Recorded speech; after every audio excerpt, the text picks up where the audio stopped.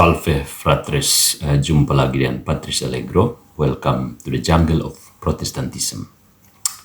Dengan munculnya berbagai tanggapan terhadap pendeta Gilbert Lumo Indong, menurut saya ini menimbulkan berbagai pertanyaan di kalangan orang Kristen. Dan ada juga umat Katolik yang mengajukan pertanyaan kepada saya. Mengapa Protestantisme itu begitu kacau dan terfragmentasi ya? Nah, pertanyaan tentang kekacauan dan fragmentasi dalam Protestantisme ini adalah pertanyaan serius yang menyentuh akar historis, teologis, dan sosiologis dari gerakan reformasi dan perkembangannya selama 5 abad terakhir. Mari kita urai secara sistematis. Yang pertama, mari kita lihat akar fragmentasi, yaitu prinsip sola scriptura. Prinsip utama reformasi adalah sola scriptura, bahwa Alkitab adalah satu-satunya otoritas tertinggi dalam iman dan moral. Namun, prinsip ini membawa konsekuensi yang tidak dimaksudkan oleh para reformator awal.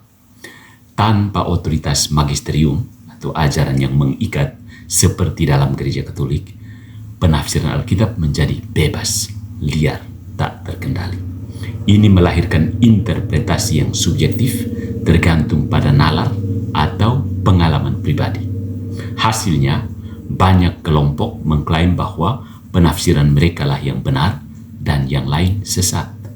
Ya, Martin Luther sendiri tak lama kemudian harus menghadapi kaum Anabaptis dan Zwingli yang menafsirkan Alkitab secara berbeda dari dia. Bahkan pada akhirnya para muridnya pun saling bertentangan. Yang kedua, tidak ada otoritas pemersatu.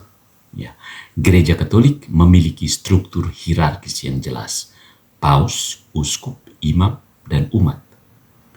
Protestantisme menolak otoritas paus dan hierarki universal. Hasilnya, tidak ada pengadilan doktrinal yang mengikat semua gereja Protestan.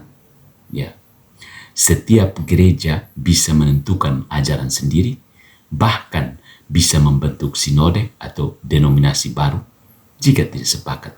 Ya. Ini seperti negara tanpa konstitusi bersama.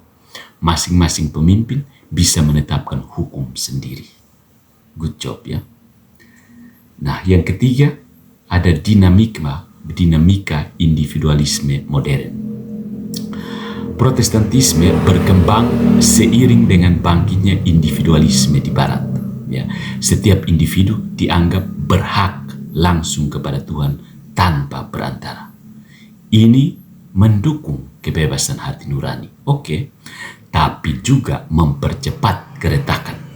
Karena setiap orang merasa punya hak untuk mengartikan iman secara pribadi. Ya, jika tidak cocok dengan gereja, solusinya bukan dialog, tetapi bikin gereja sendiri. Ya kan? Nah, poin yang keempat, denominasi itu ciri atau simptom sebenarnya.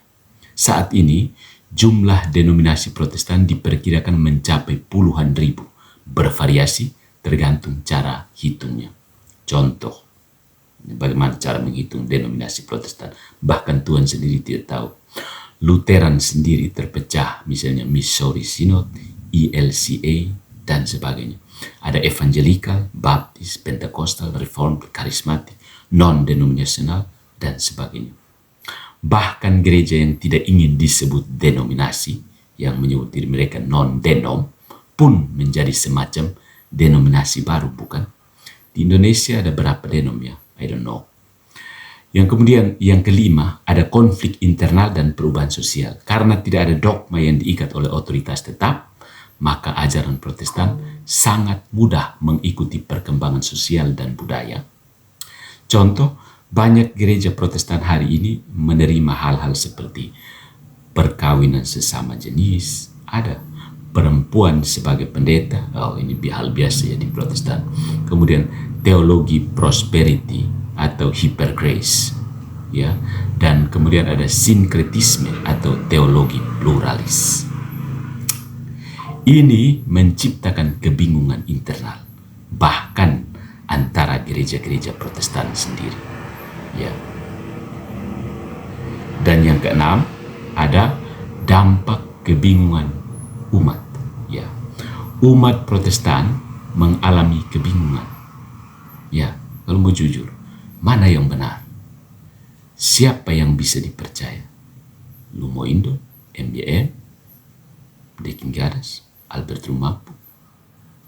Terus, kenapa semua bilang mereka pakai Alkitab tapi saling bertentangan? Ini saya yang bingung atau mereka yang memang bingung? Ini menyebabkan munculnya banyak gereja selebritas di mana pemimpin karismatik lebih dipercaya daripada tradisi gereja atau teologi mendalam. Nah, saudara-saudariku, ini kontras dengan gereja Katolik, ya, karena gereja Katolik memiliki tradisi apostolik, kitab suci, dan magisterium sebagai 3 pilar. Gereja Katolik menjaga kesatuan iman universal meski ada perbedaan ekspresi, misalnya Latin versus Timur dan sebagainya. Gereja Katolik tidak bebas dari krisis, tetapi tidak kehilangan identitas doktrinal. Jadi, sebagai kesimpulan, fragmentasi dalam Protestantisme bukan sekedar kebetulan, tetapi merupakan buah dari prinsip epistemologis dan struktur yang ditanam sejak reformasi, diperkuat oleh modernisme, relativisme, dan konsumerisme rohani. Once again, good job Protestantism.